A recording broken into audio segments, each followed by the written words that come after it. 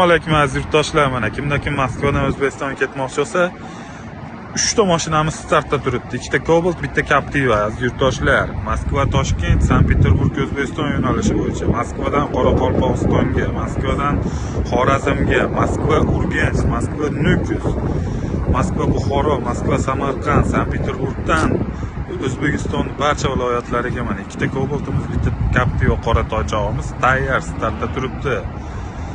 Kimda kim ketmoqchi bo'lsa, mana shu ekranda nomerlarga bemalol murojaat qilaveringlar aka-ukalar. Startdamiz. Moskvadan O'zbekistonga ketaman degan aka-ukalarimiz.